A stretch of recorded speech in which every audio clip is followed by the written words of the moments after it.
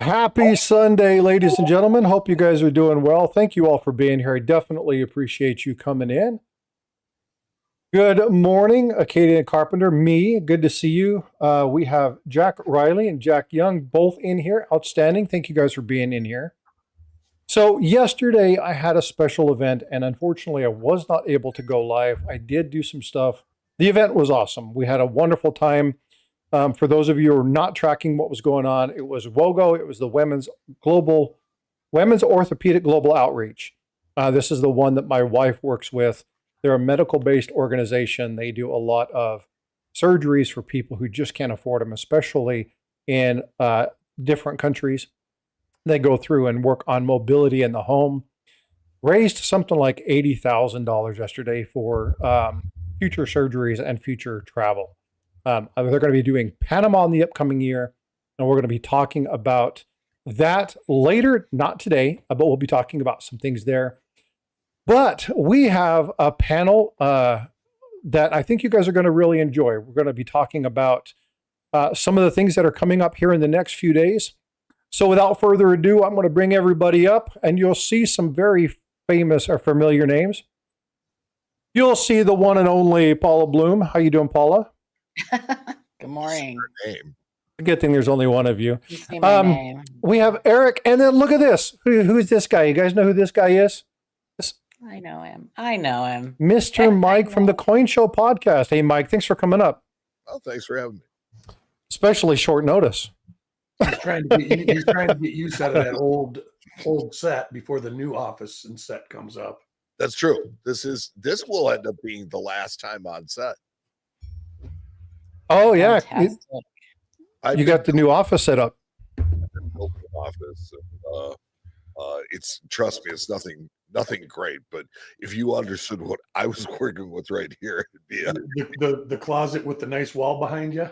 It's not even really a closet. I'm on a side wall between two rooms. Oh my gosh! The hot water heaters to your left. No, it's behind me. Okay. So what's behind those shelves is the closet that has the water heater in it. That's fun stuff. Great hat. Yeah. I have that hat. It is a great hat. It's a great hat. Buy those hats. You can buy them by going to hjbltd.com. Oh, a different site. I went to the Burke Limited that's the shop I work for. So for people who don't know me, I am a professional numismatist. I work for Harlan J. Burke, who is one of the premier experts in ancient coins. And so I do the Ancient Coin podcast with Aaron Burke. But for 15 years, I've been doing a Coin Show podcast with Matt Dinger, and we've been doing that and having a lot of fun with it. And that's really what I was better known for. And that's kind of who I am. Yeah, I've been like binging on the Ancient Coin podcast lately. It's a really cool show. We did a show this last week on tariffs. And, I watched it. And YouTube doesn't like it. So it's not going to get the coverage that it does, but it's not going to get taken down either. Yeah. They're just not pushing it in the algorithm? They will not push this one. That's a shame. A topic. Well, the problem is with ancient coins, they all come from foreign countries. So import laws are really important. And tariffs is just, but we're not talking about it in a political sense. We're talking about it in the form of how does it affect me as a coin collector? Yeah, their little algorithm doesn't know the difference between. No, and that's okay. Because if it knew the difference between really good stuff and really not good stuff, I don't know how I'd do.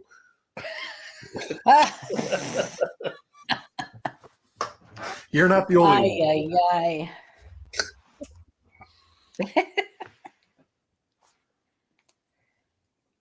So I'm sorry, I didn't mean to take over here. Oh, okay, so let me tell you about this group right here. Most of the time, I don't talk. No, it's all good. I always joke with Paula. We just do whatever comes up. So whatever the topic is, whoever's talking, it doesn't matter to me. I don't need to speak. I've learned a long time ago some of the best mediation or some of the best conversation happens when I don't speak. Does not sound flattering. So no, But we yes. have good conversations here. I do want to cut straight to it though, and I want to talk about the Newman numismatic portal. Yeah. Some of the stuff that's going on, and since we have you up, let's talk about that. This is something that I know about, but and as I've talked with you, not really watched it much, really haven't done much.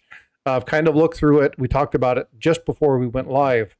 Lots of cool things, lots of great videos on this place.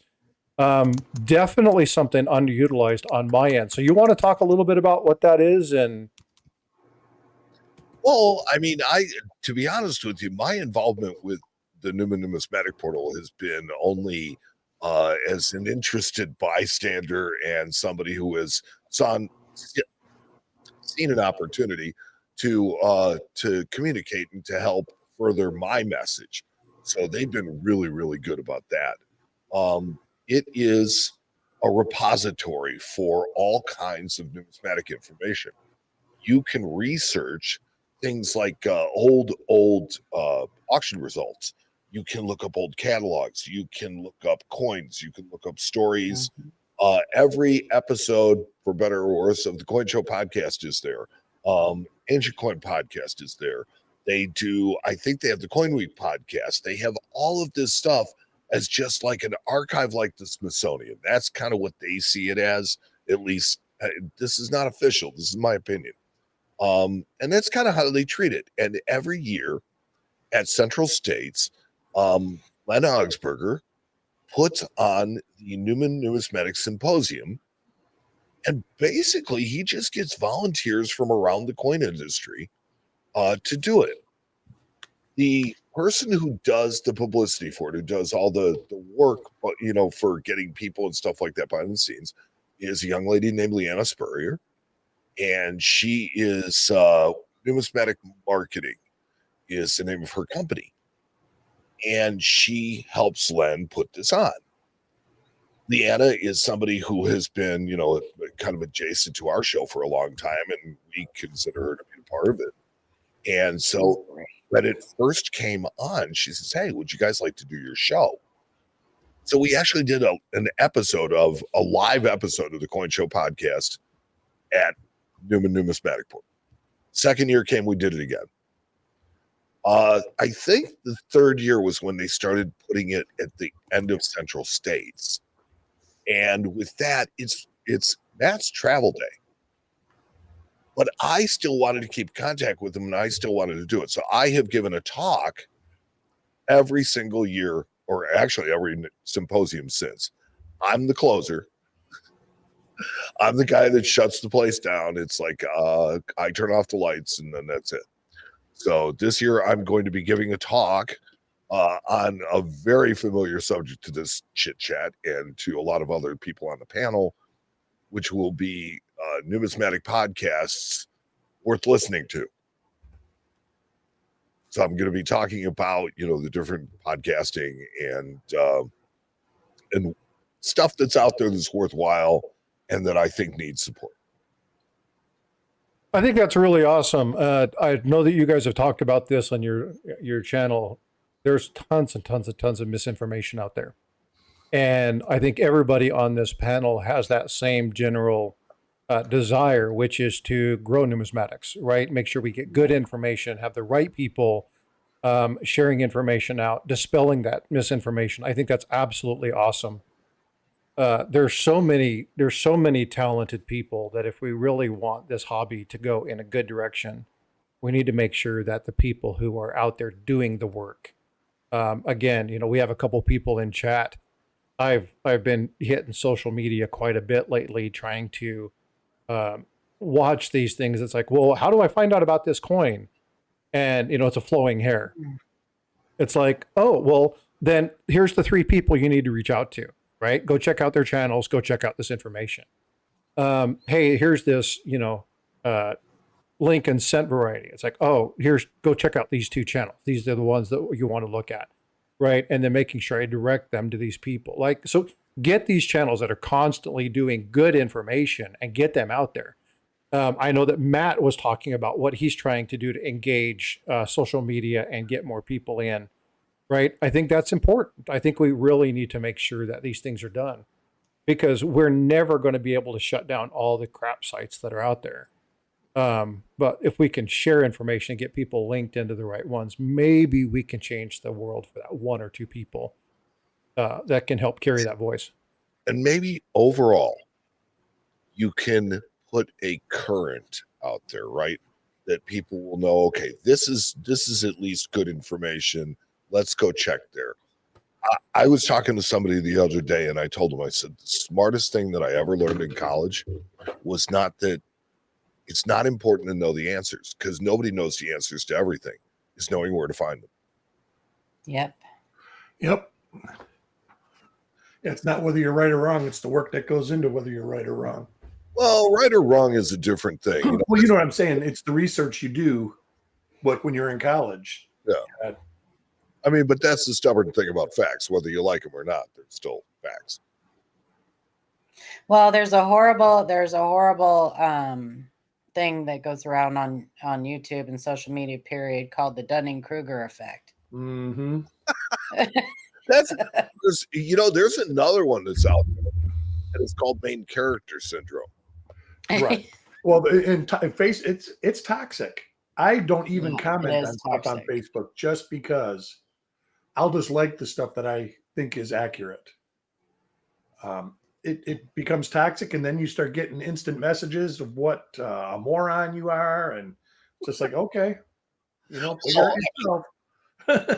Yeah, you got to have a thick skin. Look, but there is this one face that I see on Facebook under like 20, 30, 40 different names every day. Oh, Coin Channel Tube. Yeah, so it's Eric Miller. Miller, yeah. I really think that that's a Chinese bot. Yeah, it has to be. So prolific.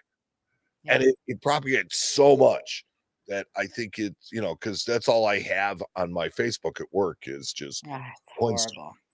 Yeah, I actually did a whole discussion on that, where I actually broke down. It's like a 3-minute short or something like that, where I actually broke down, and I show like item after item after item after item after item, and what it is it's product recognition, right? Mm-hmm. Where you have a face and you identify that face with quote unquote knowledge. And so people steal identities. And then when YouTube made that thing where they weren't going to stop spam accounts, right? They're not fighting that anymore, which is really it's a sad day. It's just, they're going to be putting that out there. And so how do you find out the official one, right? There is something like, I think 15 that I pointed out in this little short. And it's like, look, these are all videos, but they're not his videos. These are fake AI generated videos that are even worse than his. Some of them are horrible, but what they do is if you look at every one of those, they have one specific thing in common. And that is they all say, for more information, click down below. And you go into the first one, and it is the first thing that comes up is you have scam or spyware on your computer. Click here and we'll help you get it off, right? And it's to steal your information. And yeah, that's all it is. And so I have a computer that I do this stuff with when I do training, where it's connected. It doesn't matter what's on there. It gets wiped off every month. And I'll use it and I'll record these things and it'll show where it goes to, and then I'll track these things. And I pulled it up and I've taken screenshots of exactly what the error message is, the site that it takes you to. And it's like, if you guys see this, and you can find out what it is because you'll see it in the URL. If you see this, steer clear of it. This is not his. And if it is him, we have a real problem. Because so now but I don't think it's him. I think it's a bot. So you're telling me that Tuk Tuk Tina isn't an Ethiopian princess? So the part about it is, well, Mike has a personal relationship with him. the worst part about it is when this guy started out, he was using the coin show.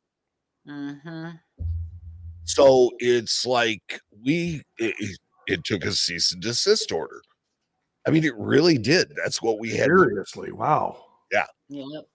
They got. Yeah. See, here's the thing: is Matt is president of a coin club, right?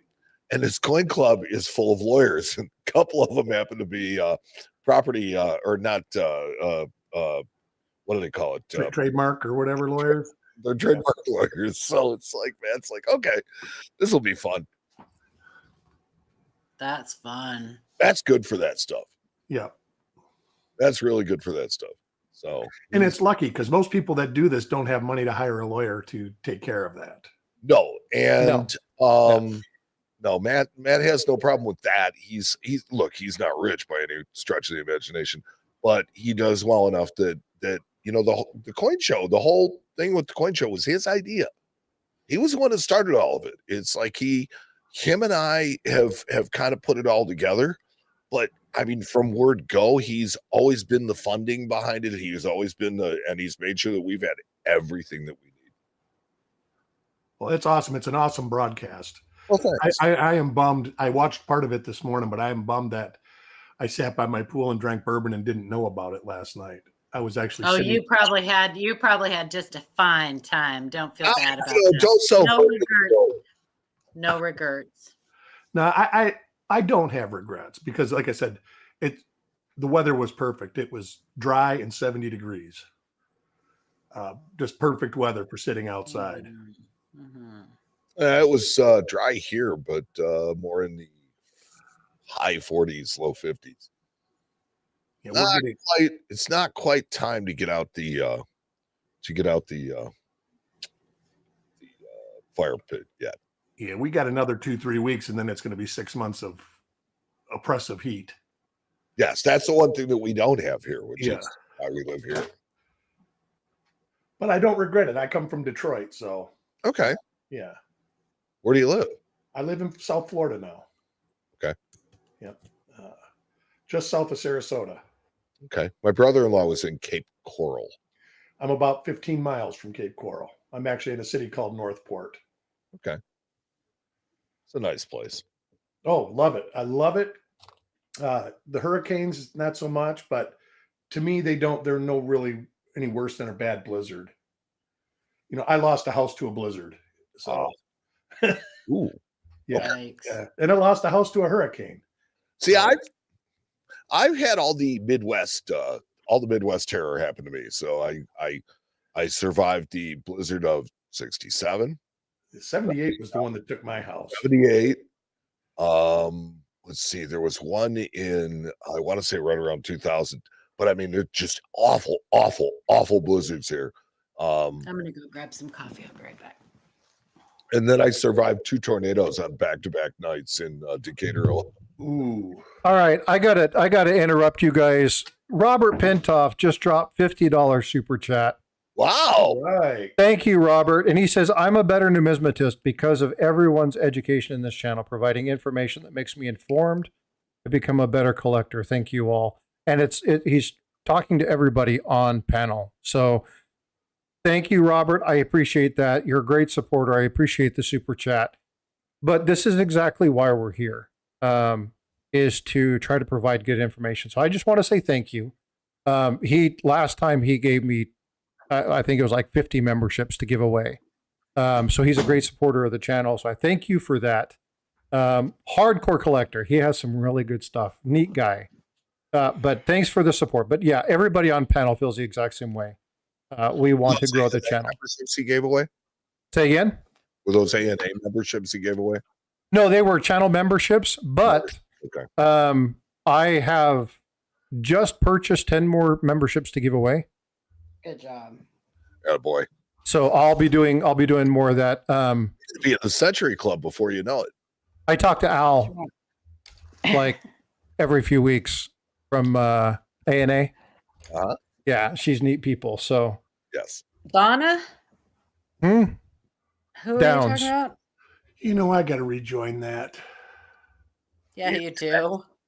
I was a member for years. Come on. Okay, so here's what I will tell you. This is probably the absolute bargain because for me, I looked at becoming a life member and saying, well, I mean, I know what you're gonna say. But they have a digital life membership. It's, I think, $800. Yeah, they had a deal on one too not too long ago. Yes, I missed out they on. run them from time to time. Look, even if you only can be a member for a year or two or whatever your situation dictates, the amount of benefit that you will get from being an ANA member is well beyond the money. I agree. Yeah. You see, I got the numismatist over here over my shoulder. I keep that up. I always replace that with the most current episode that I get. There's a lot of information that I've gleaned from that. I'm actually looking at when they do the show in Colorado.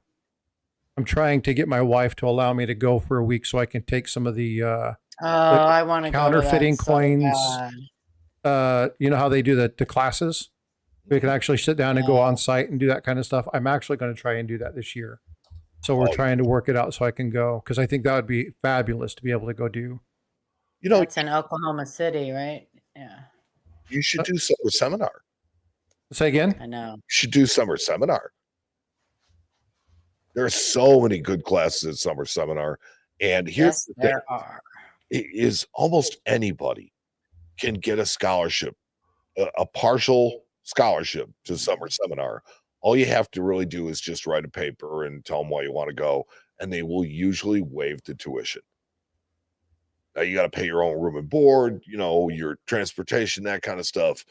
But you can still go. You can learn for really next to nothing. The ANA is. Do you know, Mike? I don't think they've given away a single YN scholarship this year. Okay, At least up until a couple weeks ago. Yeah, I'm going to tell you something. Though. We had an internship program listed, and it's had an internship program listed and got zero. Yeah, I remember that. It's like we finally have some responses, and but I mean, to work at Harlan Burke, are you kidding me? No kidding. We're going to pay them. It's not just an internship; it's a paid internship. So, we were looking for AP history students in high school. Just got a new member, the Groves Bargain Emporium. Steph, thank you so much for becoming a member. I appreciate that. Thank you very much. And isn't that how young Jack got his start? Was through an internship too? Young Jack was a kid that frequented the shop that I work in, and he just kept coming back and kept coming back, and we finally looked at it. We were like, this kid is really sharp, and we offered him our first internship. Fantastic. So he was our very first intern. So yes, he has that history. All right, I got a membership question. I just signed up for the ANA. Hit all the buttons, and it didn't want any payment or anything. Do they send me it just said, congratulations. Do you want to subscribe to the newsletter? No, it should give you payment. Have your payments I didn't put any money. No, did you go to money.org? Yeah. Okay. Yeah. Do they have your took all my information? Oh. And like if I hit join now, it still has my information. Well, they probably just renewed you. Well, if they already had your information and you're already on file and they have your billing stuff on file, they may have done it that way. Okay. Well, we'll see. So Jack Riley, I did send you the pictures. You just got those of this one. This is that fake trade dollar. It doesn't match the family that you have. It's a little bit different from what I saw. So I was wondering what Jack Riley and I had an interesting conversation on Facebook not too long ago. We see a lot of fakes out there, but we don't often see real coins that people are calling fakes. And we did come across that. That was an unfortunate set of circumstances with that one. Yeah, where the photographs that the seller took were so bad that people thought that the coin that the person was selling was a fake and in a fake slab, and it wasn't. It was a real coin and a real slab. It was just a unfortunate set of really bad photographs taken by the seller. But people need to learn to keep their mouths shut. I'm just saying. Well, I mean, let he who is without sin cast the first stone, right? Well, no, I understand that, but I'm just listen. Even when I first started, Mike, one of the best pieces of advice I got when I first started was if you just sit back and read the posts that are posted, you'll soon find out in those posts who are the real people to listen to and who are just the people that want to just insert themselves. And that I give that piece of advice to people all the time. When you first start out, don't start out by posting coins or answering questions or anything like that. Sit back and learn before you start feeling like you need to insert yourselves in the conversations. Read Because the oftentimes room. Read the room. You read the room, right? It's most of the time it's not it's not necessary for, and that's another thing. People have a really bad habit of going on and not reading the other comments before they comment, because 9 times out of 10, the correct answer has already been given, and the person doesn't need 50 correct answers. They just but everybody one. feels like they have to have their own voice. Right. And that's also another problem. Now, I will also explain one of the other problems in this hobby, and it is that this hobby, particular branches of this hobby in specific, that lend themselves to people with OCD and other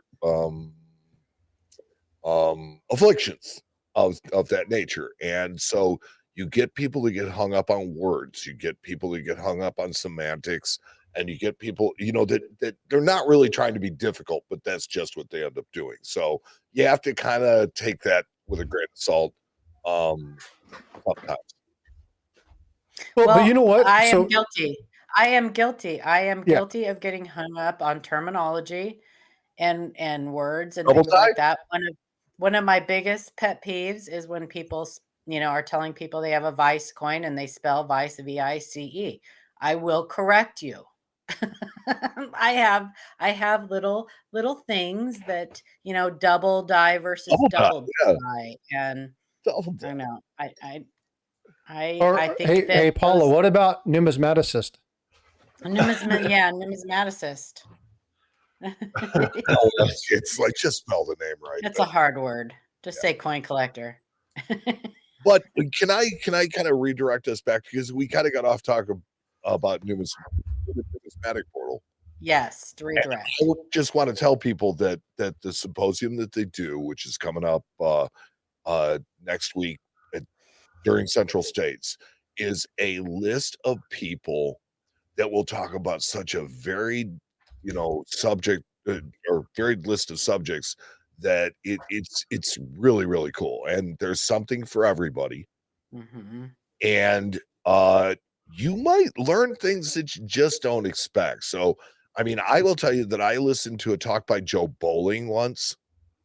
And Joe Bowling is former president of the ANA, but also a big currency collector. So what he is doing is he is looking at early 1934 and 35A silver certificates, and looking for ones that have had the gold South Africa seal printed, because the Italians were master counterfeiters, and they knew that the coin or the notes, if they lost the war, then they were going to demonetize all the South African notes. That was the whole point, is if the Germans, the Italians win, those things are worthless. You can't redeem them. Well, the Italians flaked off the gold thing and printed their own blue seal over the top of it. And although fairly good, are recognizable as not. There are really only 3 notes that are known in the entire world. There's 2 singles and a 10. And Joe put that out there for other people, to look for. And it's like, wow, how cool is that? But I found it out by listening to a talk that I never would have attended. And, I don't know. fun stuff. You're going to get a lot of stuff like that at the Newman Numismatic Portal. And they do have a YouTube channel that has a plethora of old videos on it. You can see legends of numismatics. Hey, you see me babble several hours. I love watching that. I do too. Yeah. Mm-hmm. Yeah. Well, apparently, Mike, I am not one that has great attention for detail because I have been watching you guys for a long time and had no clue you were running a contest. The secret contest. That made me laugh because I was like, I've heard that and didn't even not a clue. think about it. Not a clue. That's it. That's the kind of fun stuff that I always like to throw in on stuff. There's always a twist. Well, you know what's funny is that I am that person that will usually write you and go, "What the heck is this secret contest?" And I didn't even have a clue. He mentioned it 3 times. And only one person ever won the secret contest. And there were a couple of them that were going on. So for those that didn't know, on the Glenn Show podcast, I was talking last night because this is the last time I'm using this set. I'm moving into a new office. And so if you look at my background, look particularly over here, you will see there's a clock. There are 4 shot glasses, and there's a bottle of tequila. Yeah. And it's time for tequila. And that was the secret contest. If you can figure that out or honestly, the one person that won over the years emailed me and said, Mike, what is this about a secret contest? And I'm like, you win. You won. So, don't tell anybody, it's a secret. That was the whole thing. So we sent him a t-shirt, and some other stuff and just had some fun with it. That's so funny. I think that's awesome. When I heard that yesterday, I was like, it's so simple. It's so simple. Yeah. Right. By the way, the ANA website, it was operator error. You have to wait about 90 seconds before it pops up asking for your payment information. There you go. So it's done. I'm in the clan now. Good deal. Again, in the clan again. There you go. Be careful how you say that. Yeah, I guess, yeah. Be careful about that. I'm in the family. Yeah, I got to be careful with that too. Darn. So speaking of ANA, if you guys are in chat, I want to make sure you guys are chatting it up. I'm going to go ahead and give away an ANA membership. Oh, I should have waited. You should have. You can still win it and use it to renew next year. You can. No, I don't. I try not to win the giveaways here. Or you can give it away. You can give it away to a child, a YN, or your neighbor. Get young people involved. Yeah. I try to, and being that I search a lot of pennies and modern coins, I do actually talk to quite a few people that are relatively young. It turns out the people that moved in next door to me, her son come and he says, yeah, I'm looking for this 82D copper pennies, but I really like searching quarters. I'm telling him about, the chances of you finding that are like none, but it's good to look for, but just don't look for that, look for all sorts. He goes, I do. And then he goes, asked where I come from. And I told him, I says, I work with copper coins and this and that. And he knew everything. He was like, oh my God, you're famous. And I'm like, well, yeah, I get 100 views a week,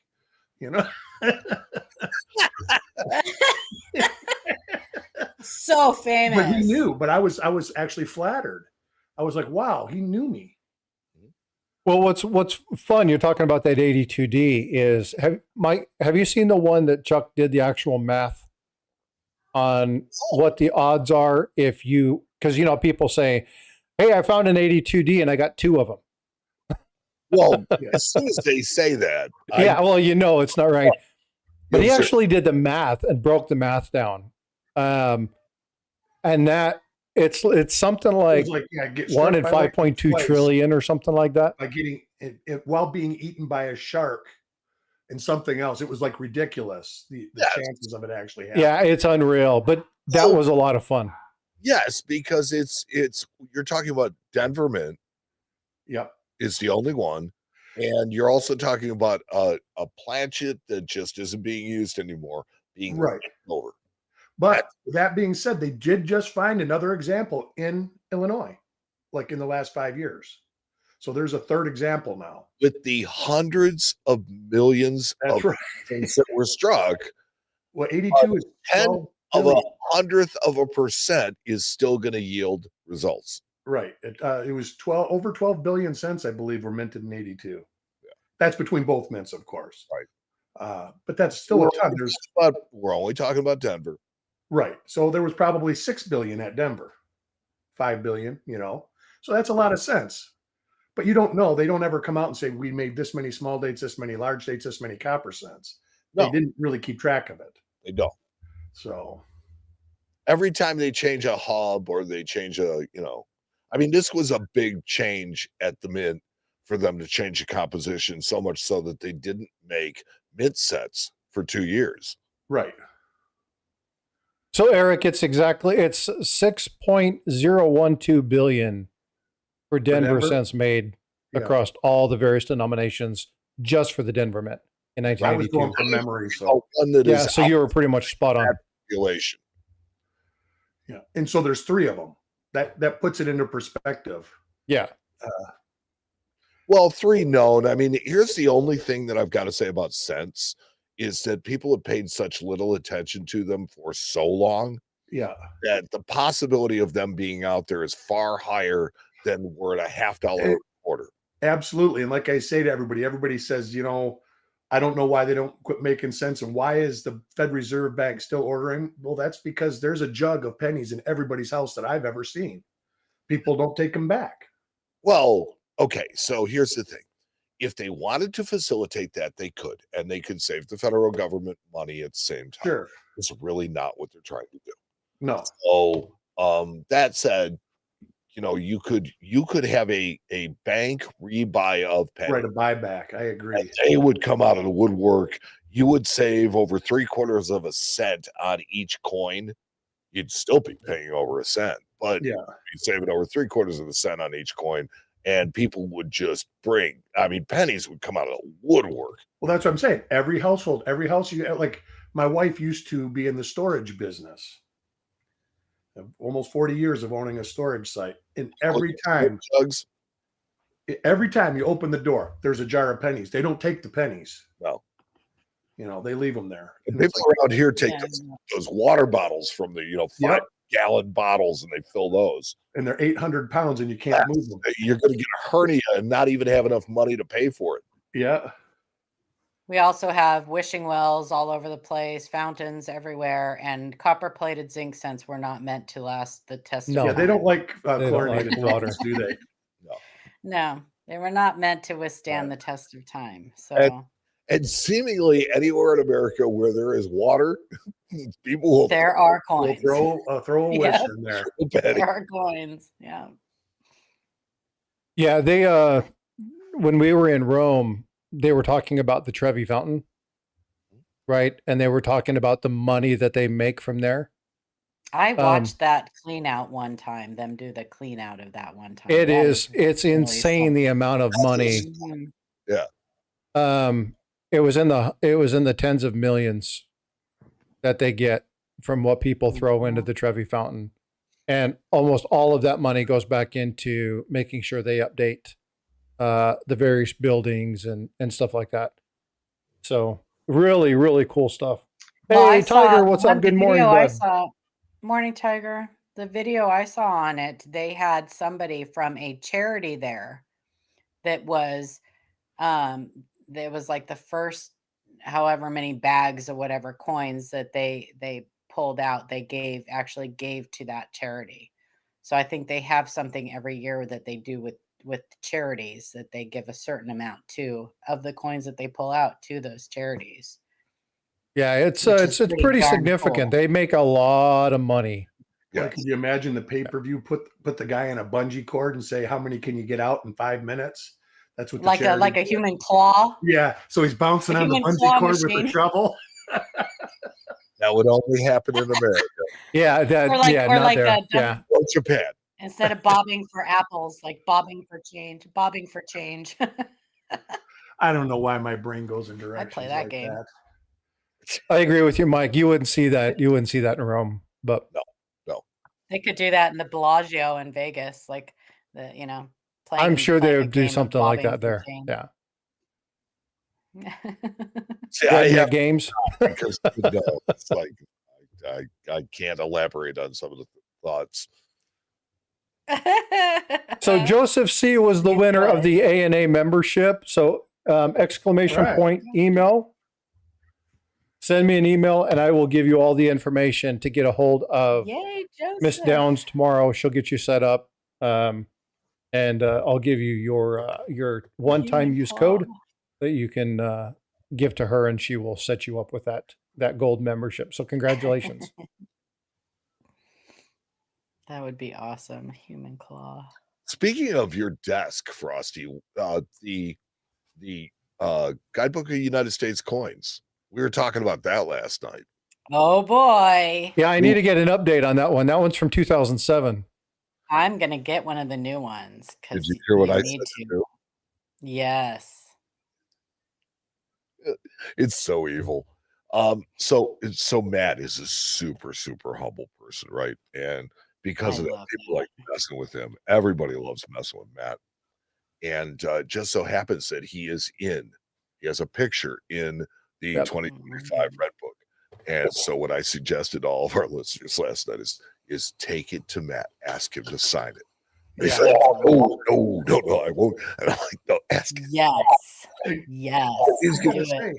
He's gonna be torn between wanting to be humble and wanting to do something for the listeners. So the best thing is bring it to him at a show. Present it to him live at a show when there's people around him. No, somebody needs to blow it up. I told him I blew it up and made it into a poster, and I have it hanging right next to my Sean Cassidy. That being said, this is the first new Red Book I've bought since I've been collecting coins. I always bought them when they were a couple years old for 50 cents at the garage sales and stuff like that. This is one that they need to buy. Yeah. This is a watershed. So it's like it's changed. And it's better. Yeah. Yeah, I think that even though, because if you guys see, every time I always recommend new collectors buy the Red Book. It's the first book I always recommend they buy. And I usually tell them, pay no attention to the pricing, because and the biggest reason is because new collectors don't know how to grade coins.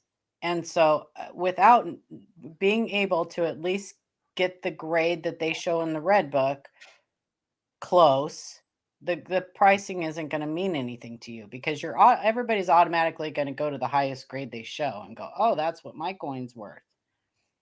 So I usually tell them steer clear of the pricing. It looks MS-65. I think this year is a little bit different. I think that they may be a little bit closer to market prices. It's more realistic. Yeah, more realistic. Yeah. But it's still a year. You may have to print these things long. Right. Right. And it says 2026. So anyway. And I think they have more realistic pricing data available to them now. But I usually tell people buy one that's a few years old, because the information doesn't change. The only thing you're missing are coins that have been minted in those the last few years. And you can find information on PCGS Coin Facts about that stuff or whatever. But this year I am telling people to buy this year's copy because Matt's picture's in it. No, because it's that's why. But because I think that some of the stuff they have in it is really cool. They've got like little facts, like did you know, and little I like the Easter QR eggs here and there. Huh? I like the QR codes.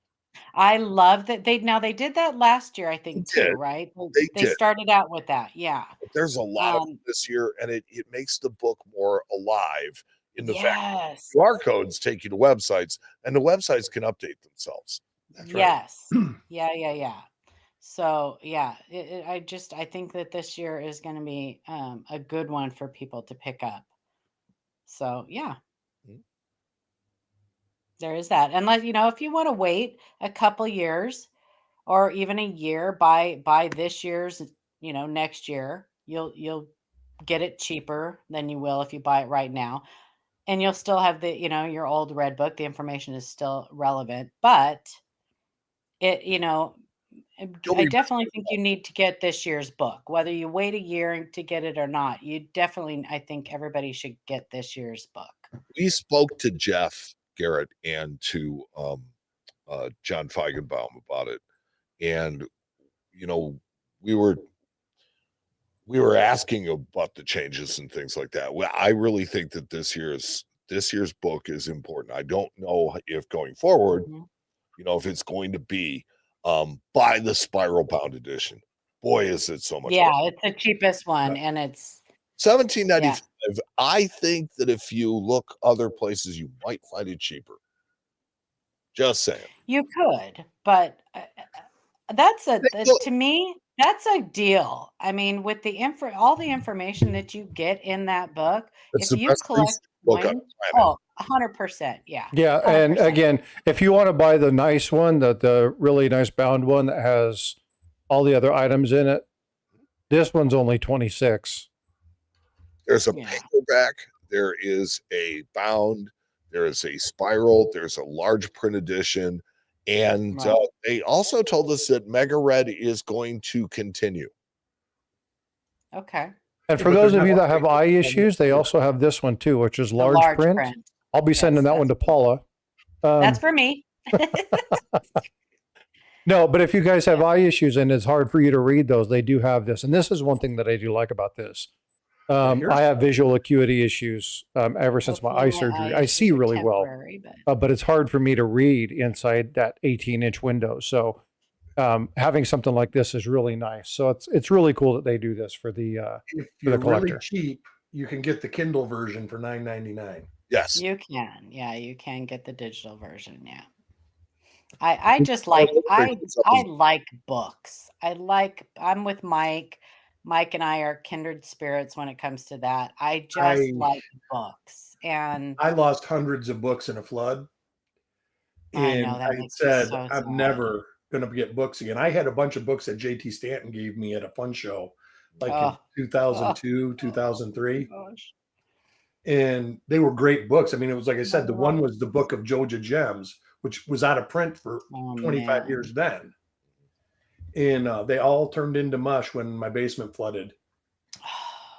But I actually say I've got about 10 books now. People give me books, and Brian Allen has given me some of these real obscure books. I don't even know where they're at now, but they're I love books. Yeah, I love my books. As one, I actually read them. In my background, I love books. I also have a crystal ball back there, so just saying. I know. I do. And then I like to be able to flip from page to page, where I have with the digital copies, it's always kind of difficult,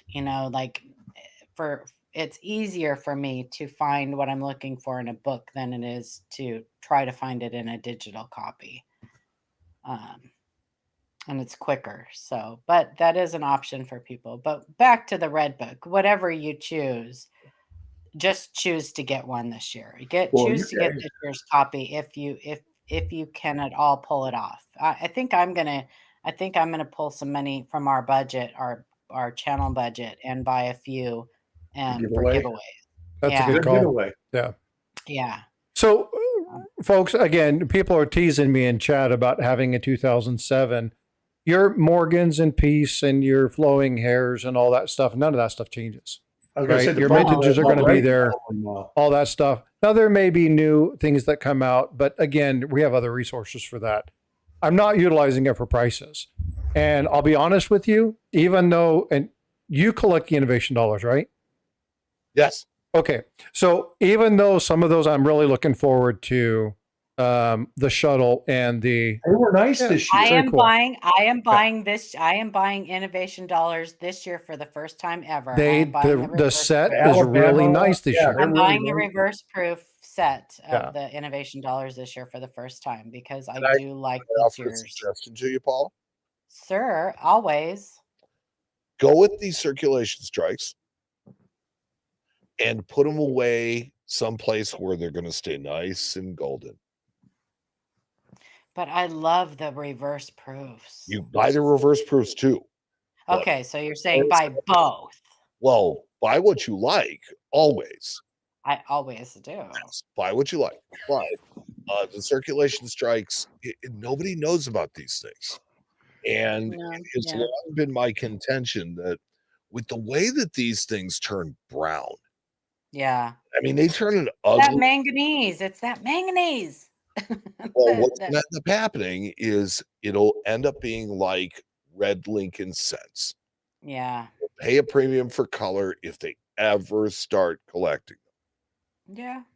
And the mintage is real low. By nature, it's real low because they're not making them really to circulate. Well, speaking of buy what you like, I just spent more on a 1 ounce silver than I have in a long time, but I had to have it. You guys, if you know anything about me, you know I love the A&A, Oh, that's right. You told us medals about and that stuff last that week. they put out.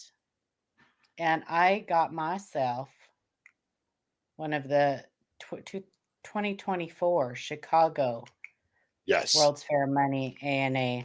I did. It is beautiful. It is beautiful. I was very happy to get mine. They're really nice. Yeah, and this was the first year it was a coin, right? Yes, Ascension Island, the 2024 Ascension Island World's Fair Money coin. I did. It was the Minted Assets got together with the A&A last year and made this, and I was able to. They finally put them back up. They were sold out for a long time. They finally put them back up, and I was able to pick one up. And I don't care. I spent too much money on it, but I love it. I don't care. Too much. Well, it was so all together with shipping and everything, it ended up being like $140. Again, and it's 1 ounce of silver, and a lot of people would go. Want it, it's not too much, right? But I collect the A&A, like the medals and stuff. I mean, you collect just anything that has exumia from numismatics. Exonumia, I do. I'm looking forward to Russ's talk on the exonumia. I do collect exonumia. This, however, is a numismatic item. It is not exonumia. No. I do collect. Well, it's kind of cross-platform because it's a it's a coin. Right. I guess it is a true coin, huh? Question. It is a coin. What? Question for you. Sure. You're military. What did you think of the Mint's medals for the services? So I liked them. I appreciate that they did that. I am Air Force, and I did not buy the Air Force medal. They got now I've talked about this before. It goes back to the whole OCD thing. They got the core values in the wrong order. Okay. So I refused, and I actually talked to them when they were in Tulsa last year. I tried to complain to them, but those salespeople, they don't want to hear it. So anyway, I was talking to the wrong people. They got the core values in the wrong order. And to me, that is a huge no-no because it is always integrity first. It is always integrity first. And they got it wrong. So I did not purchase them. I am going to keep my eye out, even though I have an issue with the privies and, like they're just overdoing it. They're going to ruin it, just like the Canadian Maple Leafs with their privies. Like, who cares that there's a big privy on the maple leaf? I don't care. See, one could say being integrity first is on top, that it is the first. It is not first. I know. I'm just saying. That is in the middle. The way people lay things out. And but that is incorrect. Well, I know you're reading it from right or left to right. We read from left to right. That is how we read. Well, I said as people do in English. But if they considered the integrity a line above the other two, you know what I'm saying? That is like reading the "In God We Trust" with we saying "We in God trust." You mean "In God We trust"? Yes. I'm saying like on the Lincoln, like on the Lincoln cent. We is up at the top. So if we read it that way, it would be we. No, I get it. I'm just saying, do you think that is why the design was done like that? No, I think they did it because it was balanced when, as far as striking the coin, it was balanced. It worked in the design better this way. I guess where the rifle and where the unfortunately that just isn't good enough. Right. Yeah, exactly. It was a really bad selection. And a lot of people were like, what's the big deal? But in all of the services, the one thing that comes first is integrity. Without integrity, you have nothing.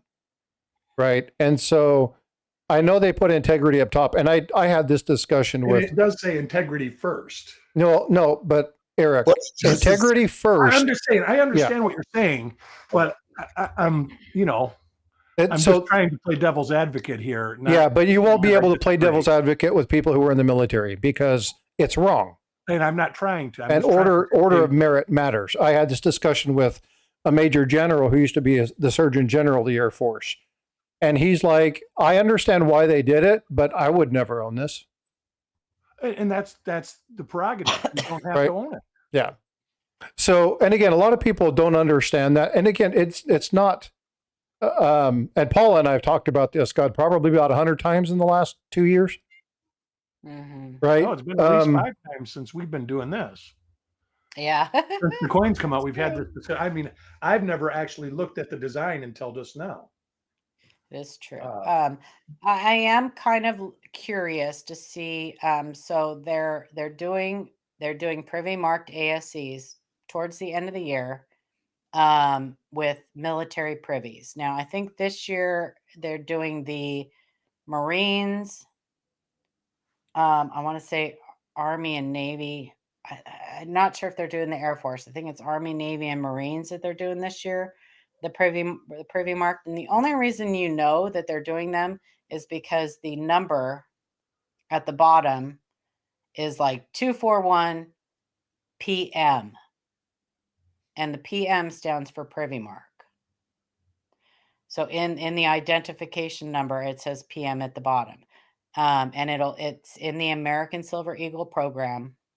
So, and now it could look, we're talking about the US Mint. It could mean something completely different, but it's in the ASC program and it says, so we're assuming that is the privy mark. So I am curious what those are going to look like. I'm trying to think of a nice way to put it. I have what's the term, something in your craw, or something like that. Anyway, I got a problem. Spit it out, Paula. I have an issue with the overuse of the privy marks. And it's just a personal issue. So I would say that most collectors agree with you because they have just not done well. Yeah. And for those of you who know me and the soapbox that I've been on, we now have replaced our mint director. We have replaced Ventris. We have. That she's a really good mint director. With another female. Now she is the interim mint director. So whether she sticks around or not, we don't know. No, I have a feeling that they're going back to Philip Deal. Do you? That's the name that was bandied about. Well, you know that they've introduced this female already. Ah, okay. Yeah, maybe she'll stay. Yeah, so I don't know, Frostbyte, if you want to pull that up, if you go to US Mint, the US Mint website, you can find the information on her in there. Pedro asked a question I'm trying to get. Yes, there is a chart, and I think NGC does it, that has historical values. I don't know how far back it goes, but it does have a chart on how, like 5 years ago, how a coin did compared to this year. And I'm trying to find that chart for you. Here we go. Kirsty McNally. Yes. Christy McNally. She is the acting director. I said interim, but acting director. And don't know. She's got quite a bio, so I don't know if she'll stick around. Maybe Mike's correct. I don't know who that person is, but Beal, you said? Yeah. He's been the mint director before. Yeah, he was the one before Ventris. He was the one prior to Ventris, wasn't he? Yeah. Okay. And one of the ones that, Ventris Gibson will always have my respect because she came into an absolute hornet's nest. Disaster, yes. And she fixed it. And she did fix the website. Oh, that was huge. Quietly, and she didn't blow her own horn about it. She just fixed it. Yep. And I got to say, she's selfless at shows. I've seen her 2 times at the fun show in the winter. And she literally sat for 3 days, the whole show. Yep. Up there. Nicest that you ever want to meet. Yeah. It's like people were going after me because they said, because we had her on our show. And when we had her on our show, the first question I had to address the elephant in the room. So I said, what's going on with the website? And people were like, how dare you go after her? How dare you? And it's like, so the next time I got a chance to talk to her was in person at a show. And I walked up to her and said, hey, I got a lot of flack from my listeners about, going after you. I really didn't mean to. So if, there was any, and she looked at me, Mike, she says, you were being a journalist. You asked a question. She said, it's up to me to either answer it or not. That's what I love about that woman. She was just like, no, break it. Well, I love the break room or whatever they call it, the waiting room. Yeah. I love that waiting room. It was such a problem prior to that. And program, and there was yeah. I really, really do. And I think that was a great thing she did. I think that there were some pretty bad mistakes there towards the end. But there always is going to be mistakes at the Mint. It happens. No, there is, but there were some decisions that were made. Now, whether she made them or not, nobody knows, right? And you don't know. That's right. There were decisions made that excluded collectors. So the gold flowing hair. She's talking gold about flowing hair. These new 8 era or era 8 or whatever they are, bullion coin ASEs. Yeah, the Star and the Eagle privy that are not sold to the collectors directly through the Mint's website. Certain things like that, I think that they have excluded collectors. I think that the U.S. Mint is I hope that this new director, I think the U.S. Mint is very out of touch with the normal, everyday, average collector. And I hope that they do something about that. Maybe create a position out there for someone who can be in the midst of the social media, even someone who's more involved in the social media that can get a feel for what collectors really want and are interested in, because I think that is being ignored. Well, okay. Now I'm going to kind of take the other side of that to say that you do realize that the job of the Mint is to facilitate coinage. Of course, it's a business. Yes, of course. It's the collector side is just it's all just frosting on top. Yeah, it's a niche. It's something that is done as an extra, as a plus. They don't think about collectors when they make stuff. And yes, when you make collector stuff, then you do have to think about collectors. So with the Pervy Mark, exactly. Point, I'm not dismissing what you're saying, but what I am saying is that it's a dog and it's gonna bark, and that's just kind of what they do. Well, I am strictly talking about now as far as collect, even this, like, for the 2026, they've done all kinds of things. The reverse proof link consents, the proof link consent, the ones that they put in. They never finished the nickel. That was another huge problem. They never finished. They did the reverse, the W's. I'm talking about for the W's. Yeah. They never finished that.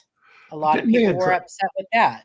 Didn't they address that in the fact that there was no more capacity left at the West Point Mint to do anything like that? No, I never heard them address it, period. It just did not come out. That's I've heard that. Because capacity. It's like, it's a small facility, and they can only run silver or gold or platinum. They can't do more than one thing at once. And so for them to run, they were running the quarters, and they were running some of this other stuff. That's why. So it was truly a capacity issue. Well, that was a oversight on their part then. Well, there was a pandemic going on, so people's focuses were a little different. Yeah, they could. I they know could that. say we're doing it at San Francisco and we're going to do something special for the rest of the coins. They could have did that and segued into a different product. Matter of fact, I think it was on your podcast that you asked, and she said that if there was anything from West Point Mint, and Ventress said there's no more capacity at all right at West Point Mint. There's no new products coming out of West Point. Well, no, because they've taken up as much space on they're on the military. Right. There's no expansion to be had. They're on a military base. Yeah. And yet they're talking about maybe closing the San Francisco Mint. Well, when I heard that, did you read into that press release? When they looked at that and advised doing it, they didn't realize that they even made coins there. There's a lot of things they don't. That came out the next day. They were like, "Oh my God, they actually do mint coins there." I will bet you that Denver has untapped potential.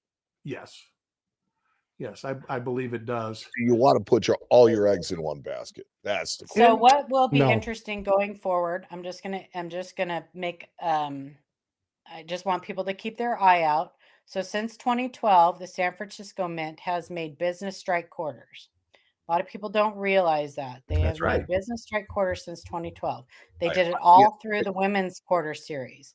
Now, we don't know if that ends, if that will end after 2026. Well, will they even make a business strike in 2026? We don't know. We don't know. I will bet. But it will be very interesting to see for those of you that bought the 2026 women's quarter sets, because it's the only way you can buy them is through the U.S. Mint. Keep an eye out for that, for those business strike S Mint quarters to be not low mintage too.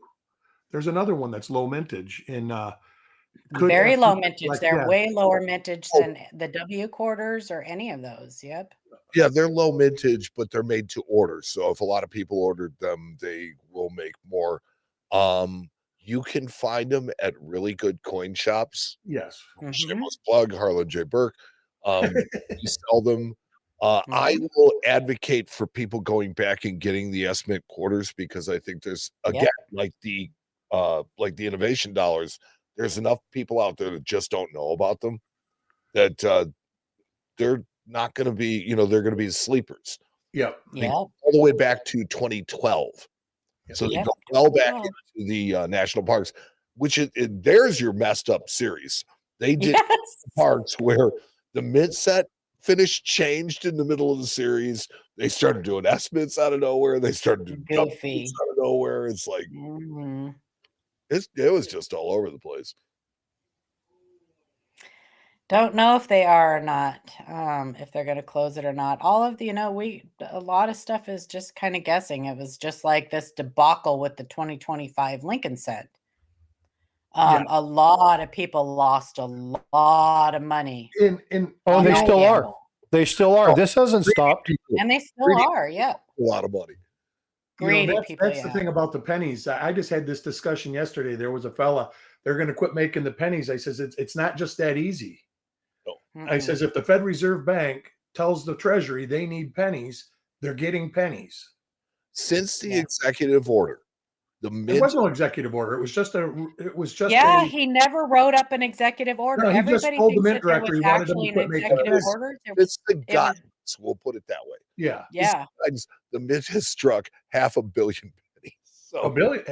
900 million. Almost $1 billion. 900 million. There you go. There's the numbers. Yep. February, when he said he wanted to stop. Right. Yep. It's at $500 million since then. It was on his way to the Super Bowl. Yeah.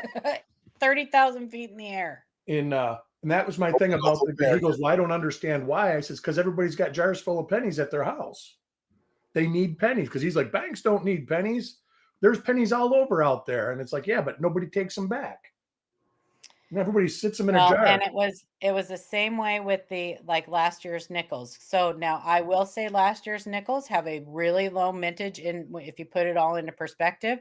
However, there are not that many people who want them. So it's Right. Well, that's like the it 2009s, nickels and you, dimes. They're low. when you go with value, you have to go with, supply and demand. If the demand is not there, it doesn't matter how low the supply is. Yep. No, but look at the 1983 quarters and halves. There you go. 82 also. Yeah. Yeah. There's Don't another. Yeah. that's so eventually the simple supply will exhaust itself. And And that was the years of the video games. So it's very hard to They're find well used. Yeah. high mintage or high grade examples. You can buy the souvenir sets. Yep. And I buy those up anytime I can find them at a good price. Absolutely. I do buy those souvenir sets. 65 souvenir sets out of it. Yep. The 82 and the 83, there's a few different types. There's the kind that were actually sold at the US Mint. You can tell by the little token that comes in it. And there are some that were sold through magazine subscriptions. So there's a few different types of souvenir sets for 82 and 83, but they will all have better examples, higher grade examples of coins in them than what you will find in circulation for sure. There's a guy who we buy rolls from wholesale if we need specific years. And when the pressure started coming on the Lincoln sets this year, it was like he wanted $600 a box for. Yeah. You see what's on the screen right now? Yeah. That's stupid. Insane. Well, it 42 of them sold. That's just nuts. Yeah. You'll never, ever, ever, ever. Well, I can't say that. Not in the near term will you ever recover that money. That's gone. I can tell you that I just bought 2 rolls for $3.99 a piece, and I felt dirty. You know what bothers me about that? Go back to 2021 and those Lincoln cents with the ginormous die break. Yeah. That had several, had 3 or 4 different, anyway, whatever I'm trying to, stages, 3 or 4 different stages. Those die breaks, I think it was 2021, right? With the ginormous die breaks. Those die breaks still sell for great money. There you go, right there. Look. Yeah. Now that's an early stage. Right. That's an earlier stage.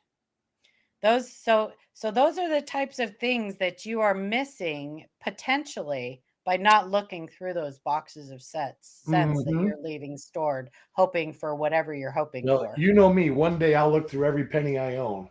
Yeah. And I can tell you, getting rolls of pennies is gotten difficult for me in the last 6 months. Actually, in the last 5 years, it's becoming more and more difficult. I used to have dealers' boxes would just show up. But those are the types of things that bother me when I see people hoarding away boxes of new cents and stuff like that. What are you missing? What is potentially in there? Right? Yeah. Maybe Mint went to distributing coins in ballistic bags. Yes. What is it? A $5,000 palletainer now instead of a $50 bag? Yeah, I don't know what it is. I tell you what, they're smaller than you think. Yeah. But it still takes a forklift to lift them. Yeah, absolutely. Try to find the very late stage of that. $50 bag was 67 pounds, I believe. Yeah. Which is not light either. But. Right. You can just put in major die break, probably in the search bar. 2021 major die break. I think he's Colonel die break now. Colonel. With the candlestick. In the library. I'm going to see he's trying to find the big one. It's tough to find them. They do not hit the market very often. The later stage, they do not hit the market very often because people really want them for their collections. I have one. I could pull out my scope, but yeah, I don't see any of the major ones. But I can do this.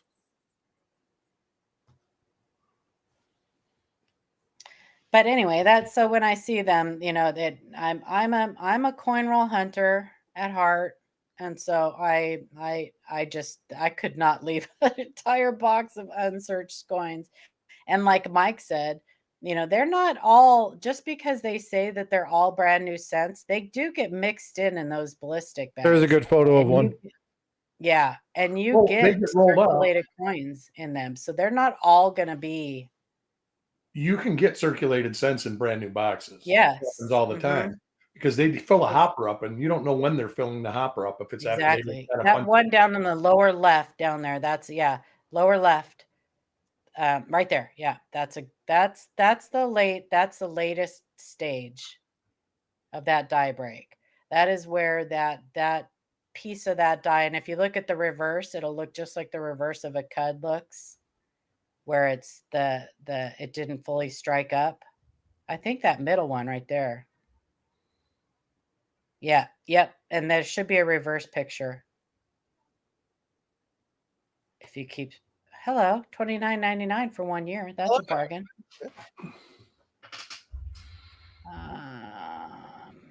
There it is. There you go. Yep, See? there you go. So you're missing the design on the reverse because that part of the die actually completely broke out. And so there wasn't enough metal to fill in. Yeah, you to strike up the detail. line that goes where the crack is. Yeah, you almost can, can't you? Mm-hmm. Yeah, it's a great error. If you remember, if any of you watch Sean from Blue Ridge Silverhound, you'll remember that him and I both got boxes of these from the same exact person, and he got about 100 examples of this die break in different die stages, and Paul Bloom got none. It happens. That's unreal. You know what? That's unreal. It was crazy. It was crazy. Same exact person sent us two boxes from the same exact source, and he got a bunch and I got none. Actually, I think one box was from Brinks and one was from the other. Yeah, probably different bags. Yeah. So it'd be really cool to have the 4 of these coins put together in progression. I have 3 of them. I have 3 of the progressions. That'd be really cool to have. 4th. I don't have the really early one. Is the one I'm missing. Yeah, fun stuff. I like that. Really fun. Yeah. So you never know what you're gonna find. Life is like a box of chocolates. Well, hey, let's say about that. The fun is looking at these coins, no matter what you're looking at. It is fun. I just coins like when I go to a coin show, I love it when the dealers go, I really hate being cherry picked. And I says, I'm not cherry picking you. He goes, well, you're looking for die varieties, right? And I says, yeah. And I don't like people making money off me. I says, these coins aren't going to leave until I die. So I'm not cherry picking. I'm buying the coin because I want the coin. Well, then he should do it himself then. Yeah, they're about to say that. They go, oh, okay, go ahead and start looking. Yeah, hire somebody to go through them all. Yeah. There are a lot of people that go through dealer stock to try to find stuff to make a lot of money off of. I have long said, and look, I work in a shop. I have said the person standing on the side of the counter that knows the most usually wins. Fact. There you go. Yeah, fact. Hey, Mike, I have a question for you. Yeah. Where did Don't Be a Doofus come from? Okay, so it's an ancient coin podcast thing where we talk. You've never watched the show, obviously. I have watched the show, just not regularly because it makes me feel stupid. No, I don't like to feel dumb. Look, the whole idea behind the show is Aaron is teaching me ancient coins, and nobody knows less about ancient coins than me. So if I can learn, anybody can learn. I've been loving it. The thing is this: we talk about auctions, and we talk about the upcoming auctions. This month or this couple of weeks. Then the next show we'll go back and we'll recap them. And then we will grab one sale that we feel somebody overpaid or made a big mistake in buying, and we call it our doofus purchase of the week. Ah, okay. Doofus. Don't be a doofus. Everything, our T-shirts, our hats, everything says "Don't be a doofus." Well, I love that. Yeah, it's just don't be dumb. I mean, kind of, and it was Aaron's thing, and it's Aaron's show, and I mean, it's the. I always say, look, their hats are business up front, party in the back. Business up front and party in the back. That's how I describe your hats. I love that hat though. I really would like to know who made those hats for you, because they are A1 quality. And okay, so I would love to get are $59.50. Mm-hmm. $39.50. $39.30. They are the Major League Baseball warm-up hats. I love them. The ones that the ball players wear during batting practice and stuff like that. They are really super high quality hats. And Aaron, that's what he decided he wanted to do. And I have worn this thing so much and so bad that it's stained, and it's, I have a back one in case I ever have to do an actual appearance or something like that. Mike, if you'll throw the link of where people can find that hat, I'd appreciate that. If you could throw that into chat, I'll copy it and paste it in there. Hold on a second. Let's see. I could swear I looked for it. So Shane Conway, thank you so much for subscribing. Definitely appreciate that. You're in a good place. Or Coan, sorry. Yes. Yeah, Joseph, you never know what double die you might find too. The problem with most of the newer stuff that's out is pretty minor double dies, but you just never know what you're going to find, right? And you never know until the next one. Never know. Eric, a lot of people love searching for those minor double dies, and I love that they love it.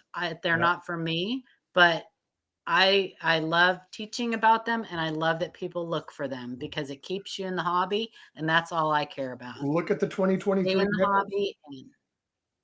So to answer your question about the hat, Frosty, unfortunately, I have to talk to Aaron about actually putting up we've never really promoted them, but they are for sale. So they are. $40. I almost bought one. They're $40, and you can just email Aaron at hjvltd.com and ask him for a hat. He might just send you one for nothing, but you never know. I'll reach out to him. I need to follow up with him anyway, because I need to coordinate a time for you guys to come on. Yeah, no, absolutely. I need to finish coordinating that with you guys. He's looking forward to it. It's like, I don't know what I'm going to see. Again, I'm the dummy, right? So it's like, I'm the guy I'm the foil. Compared to Aaron.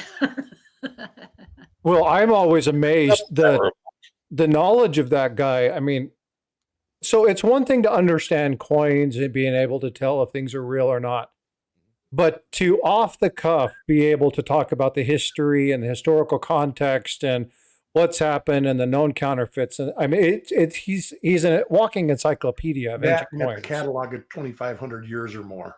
Yeah, it's crazy. Yeah, okay, but understand that he grew up as with a legend, Harlan Burke. So it's exactly. He was exposed to it, and what his dad has always said, and I work with Harlan a lot. Harlan says you just keep looking at them, and eventually they get to be old friends, and then you just recognize them. That's all there is to it. In the coin hobby, like die variety, that's the best hint to be successful in die varieties. You just keep looking at coins, and all of a sudden you see them. Repetition. Yep. Repetition. It really is. And so patience and repetition. Yeah.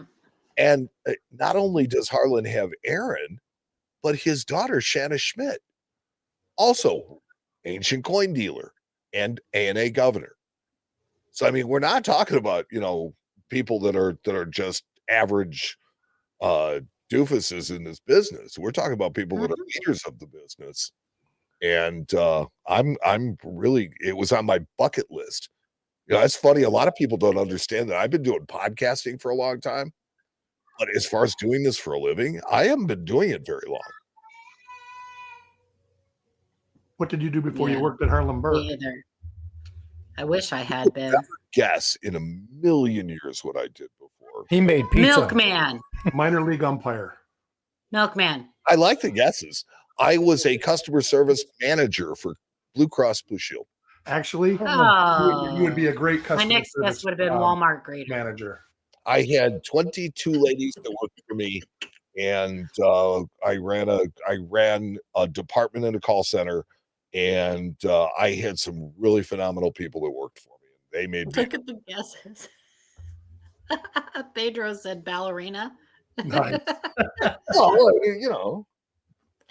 Shoe salesman. No, you're not flamboyant enough for a shoe salesman. I was a shoe salesman. That was my very first job. Oh, nice. Oh my I was a Teamster for 17 years too. I worked in a warehouse and threw around half hogs all day long.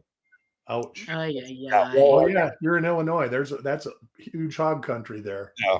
So I did that a lot I did that for 17 years. And then Safeway closed and sold the business. And I scrambled.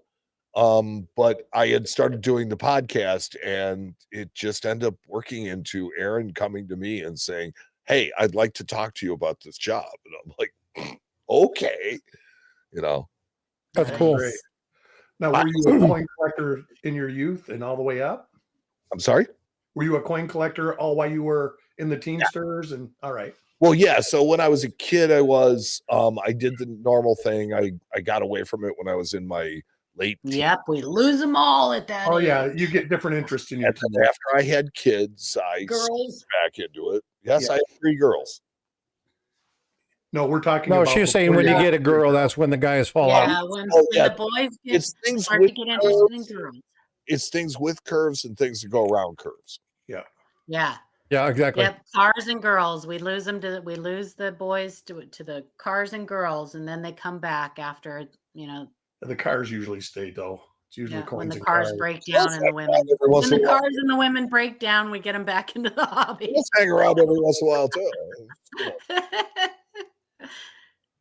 Well, hey, Mike, let's do one more call about the show you're going to be doing. We'll talk a little bit, wrap that up with the numismatic portal. Let's talk about that. Then I'm going to go ahead and call this session to a close. Now put that on your calendar, you guys. You won't be sorry.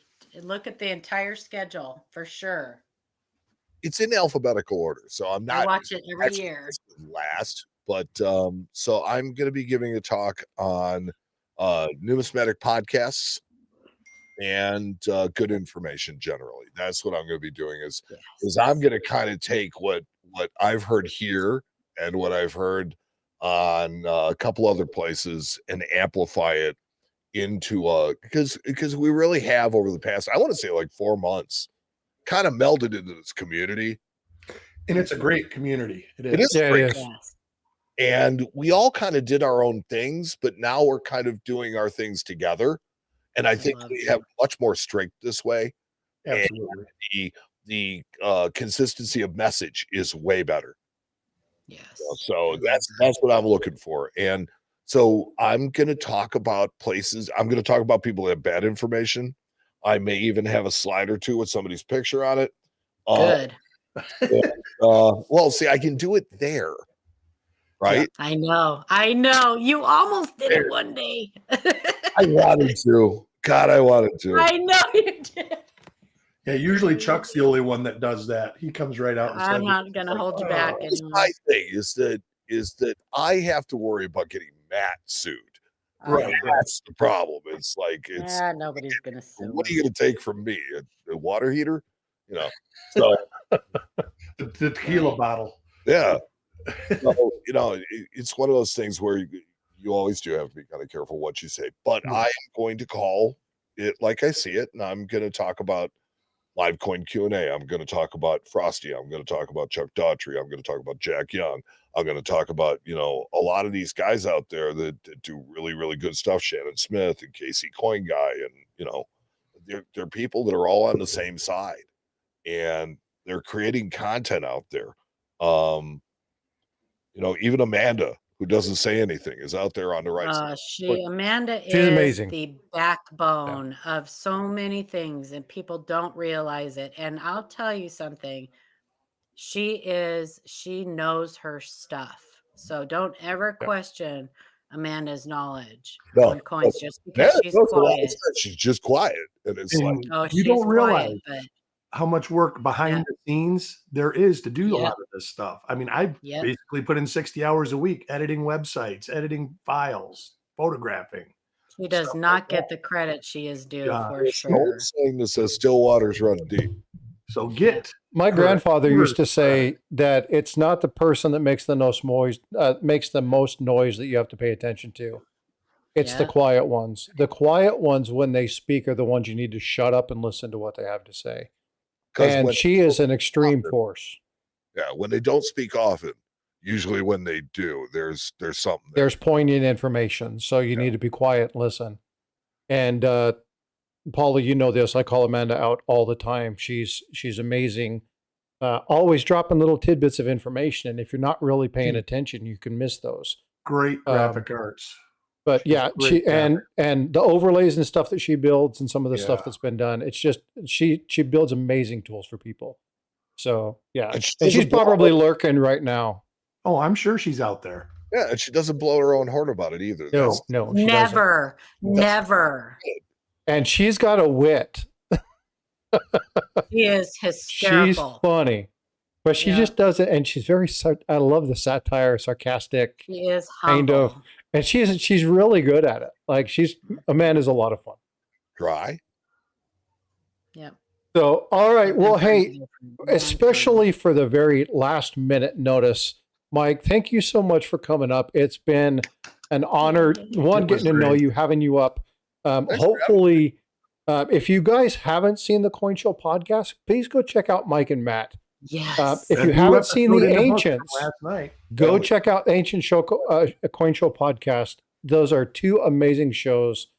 Again, Well, hold on a watch- second. I just got it's the Ancient Coin podcast with Aaron Burke okay, and Show Podcast. Ancient. Okay, say that one more time. The Ancient Coin podcast with Aaron Burke. Yes. Coin Okay. Show podcast. So go check those out. Make sure you're subscribing. And again, if you're not subscribed to any of the channels that are up here, please go do so. Right. And, but go check them out. And again, we got not this coming weekend, but the following weekend is when you guys are doing the thing. It's the 26th of April, correct? Yeah.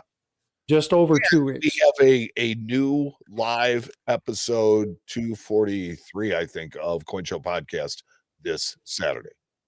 And you'll be in a Outstanding. new office. Is that right? Did I hear the rumor? Hopefully by next week I will be installed. I won't be down here anymore. It So might the paint's drying is what you're saying. what I'm saying is that I'm probably going to be in a new room. It won't be completely set yet. You know, it's not like I have set designers and stuff, but yeah, we're gonna do what we can. I can't wait. Well, if you can't find room for all your books, you know where you can store them. Just I'll keep saying. that in mind, Paula. All right, folks. Thanks Well, for thank doing you this, so much. Frostbyte. My goal is that when I die, to have a bigger library in coin books than any public library in the country. Good deal. Good goal. Goals. We all need goals. All right, Thanks you for doing this. folks. Everybody have a blessed Sunday. You all have a great day. I'll see you next See you weekend. guys later. Bye, Mike. Bye, Eric. Bye, Thank you guys. Frostbyte. Appreciate you coming up. I really do appreciate it. All right, folks. Well, hey, this has been a fun episode. We have some amazing people here. Again, Mike, thank you for coming up. Thanks for having me. Really looking forward to this presentation. And again, it's about improving communication within our hobby, making sure people understand what's going on, and really driving home the importance of factual information. There's so much crap out there. I really want to say thank you for what you're doing. Well, It really is good for the hobby. Rope. So All right, Robert Pintoff, thanks again for the $50 super chat. So much appreciated. And you know what, guys, ladies and gentlemen, have a good day, and I will see you all